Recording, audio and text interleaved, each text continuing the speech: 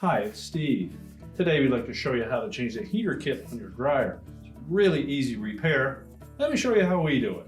Now to do this repair, we will need to remove not only the top, but the control panel and the front panel to access the part. So before we begin, we'll disconnect the vent and unplug the dryer and pull it far enough forward that we can work on it. So next we'll take out these two screws that secure the top to the cabinet. Using either a 10mm or a Phillips screwdriver. Remove both screws. Slide the top back. And then lift it off and set that aside. Now next we're going to remove the 3 screws that go down through these plastic tabs on the back of the control panel.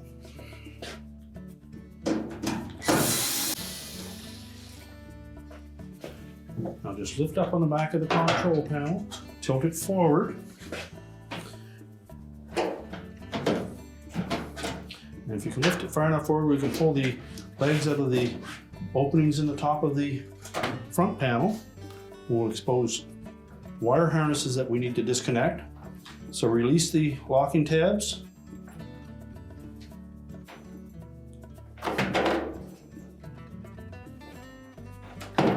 Separate the harnesses, and then we're going to set that control panel aside.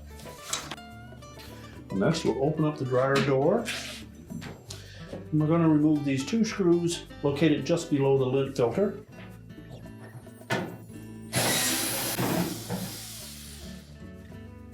Then we'll remove the screws that secure the top of that front panel to the support piece.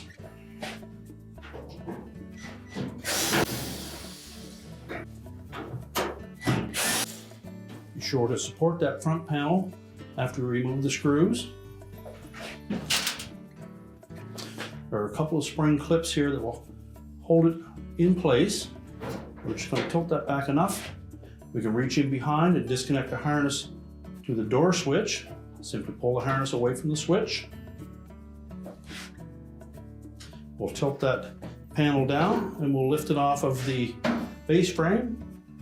There are 2 brackets attached to the base frame that fit into 2 slots on the bottom of the front panel. And the door switch is located right at the very top of that front panel. So we'll set this assembly aside. Now next we'll disconnect the harness connector to the light bulb. Just pull it off and disconnect the harness restrainer. Now next we'll remove this support piece by taking out 2 screws on either side. One down on the face and then one up on the top.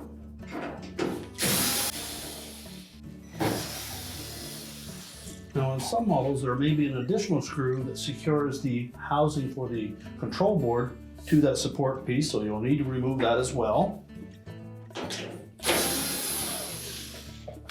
And there are 4 locating tabs that fit into the cabinet, so we may need to flex that support piece just a bit to disengage those. Then you can lift that off and set it aside.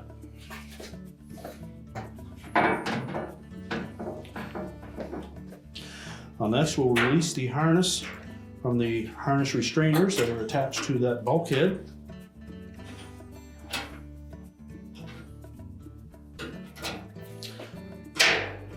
And just tuck that out of the way. Then we'll go down to the bottom of the dryer and we're going to disconnect this harness for the sensor. Simply depress the locking tab and separate the harness. So next we're going to remove that bulkhead. We'll need to take out 4 screws that secure the bulkhead to the cabinet, as well as a single screw that secures the outlet duct assembly to the blower housing.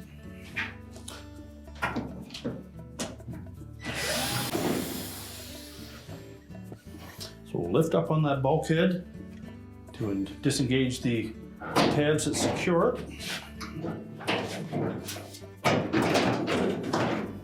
You may need to support that drum, and we'll lift the bulkhead away and just set that aside. Now, if the old belt is still intact, you'll need to release it from the idler pulley and the motor shaft.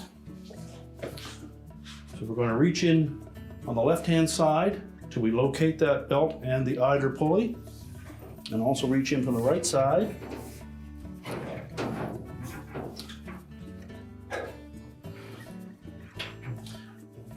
Once you find that idler pulley, you'll note that the belt comes down across the left side of the drum, wraps around the idler pulley, out, and then around the motor.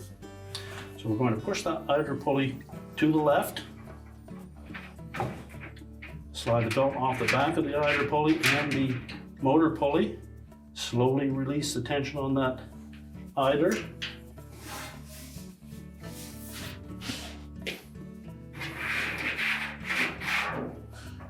Now with the belt, we'll lift the drum off the rear drum rollers and slide it out through the front of the cab.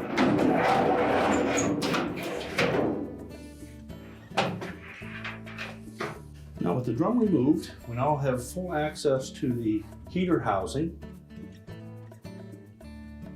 So we'll begin by removing the existing harness. We'll pull that lower wire off of the front.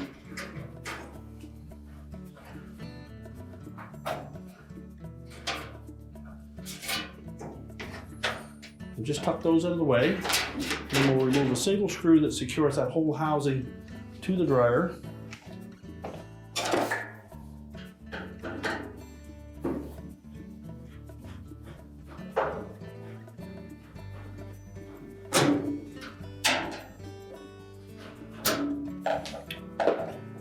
And we'll lift that housing away from the back.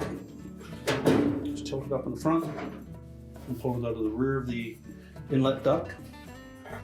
Now the new housing may or may not have the high limit thermal fuse installed, and if it doesn't, we need to install that first. We'll take the screws that are supplied with that thermal fuse and attach it directly to the housing. Now we'll transfer the jumper wires from the old heater housing to the new one. You may need needle nose pliers to remove those.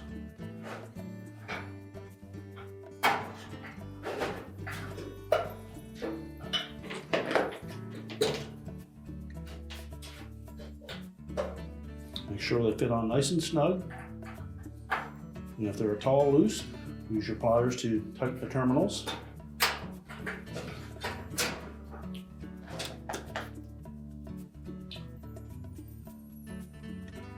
Simply crimp them a little bit. They need to be very tight on the actual terminals themselves.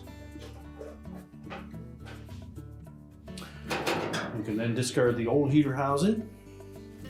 Now before we install that heater housing into place, we need to just bend this locating tab at the front so that it's perpendicular with the bottom of that housing. You may need to check the front of it as it may be slightly misshapen. We want to line up these two indentations with the two tabs on the back.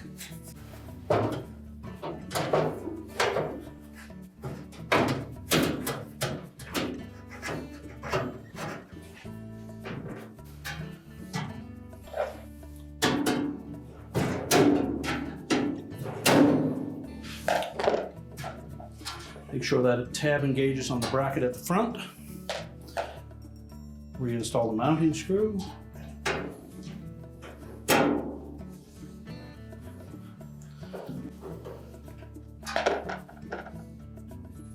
Now we need to reconnect the remaining two wires.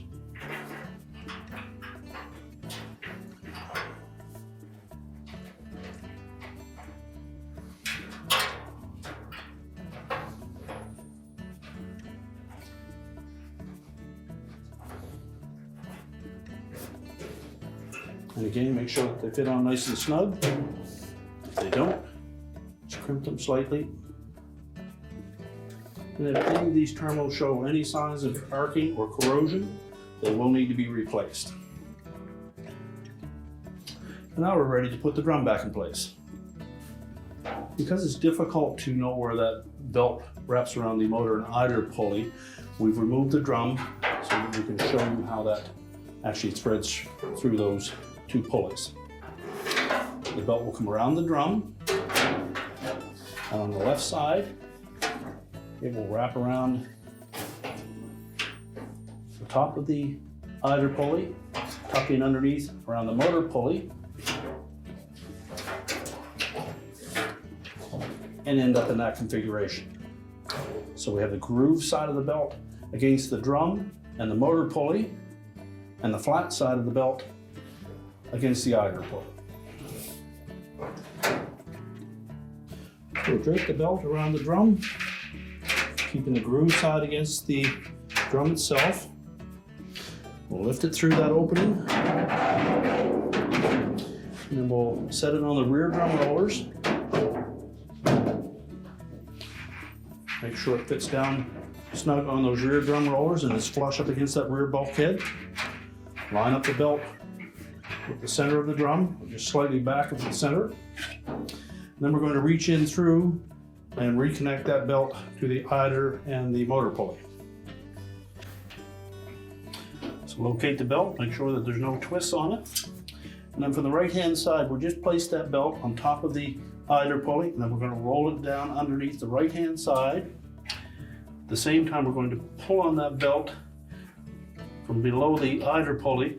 We'll pull it over to the left against the spring tension of the idler, and then slip that belt over the motor pulley. Make sure that we don't have anything obstructed. We should then be able to turn that drum, and we'll see the blower wheel turn.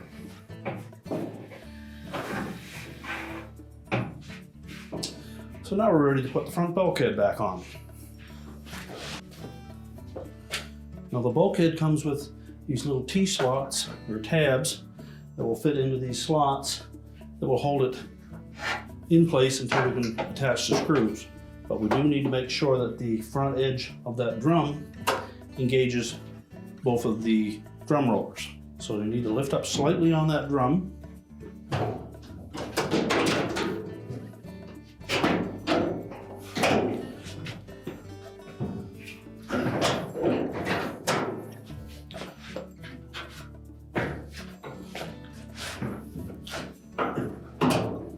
Lining up on both sides.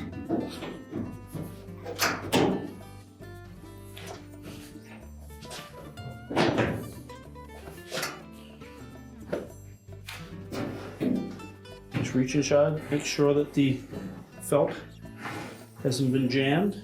Then we should be able to rotate that drum quite freely. We're now ready to install the retaining screws.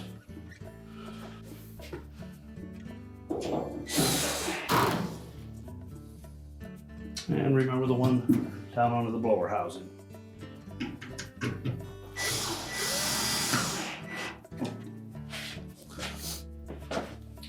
We'll next reconnect that harness. Make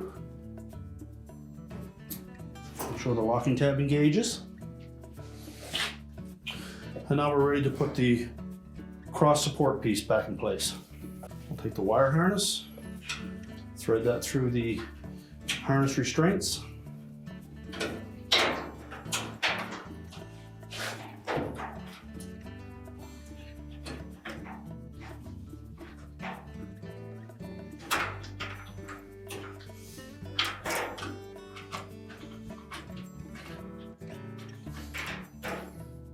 You can reconnect the harness to the light bulb.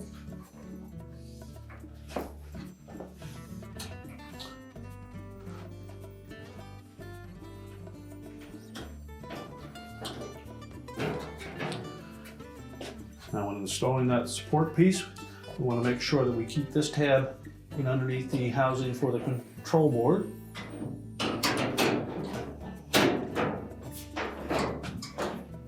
Line up the slots with the tabs on that support piece.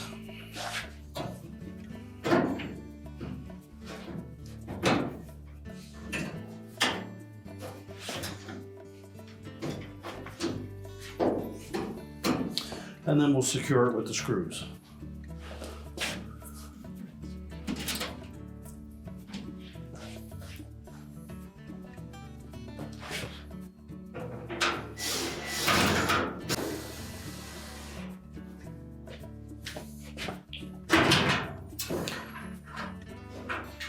Tuck the two harness connectors for the control board out through that opening.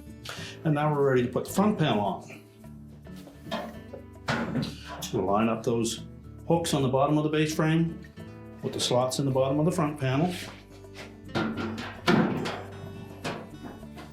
Tilt it up into position. Once we get it close, we'll reconnect that harness to the door switch.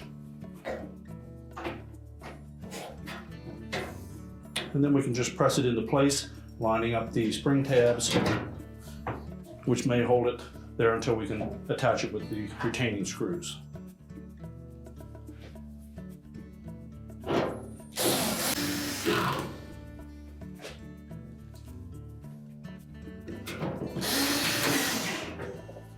Now when reinstalling the console, we'll want to make sure that we line up these tabs on the bottom with the appropriate slots on the top of the front panel.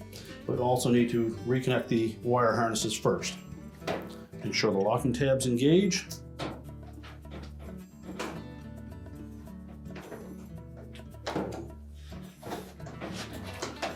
And tuck that down into that opening. Make sure all of those tabs line up. Feed the harness down through that opening.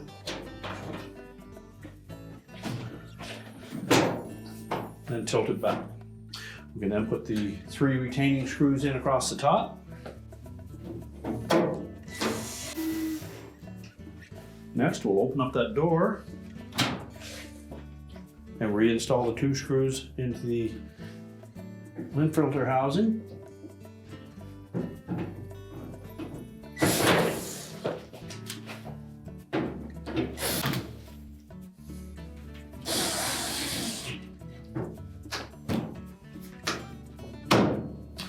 And now we're ready to put the main top back on.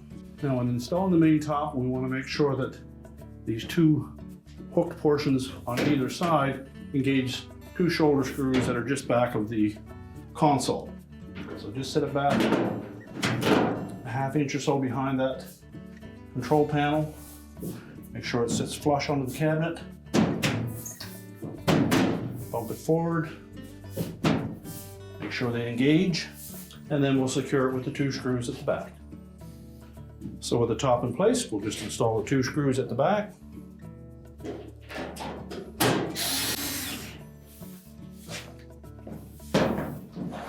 Now we're ready to push the dryer back into place. We're now ready to reconnect our vent, our power, and your repair is complete.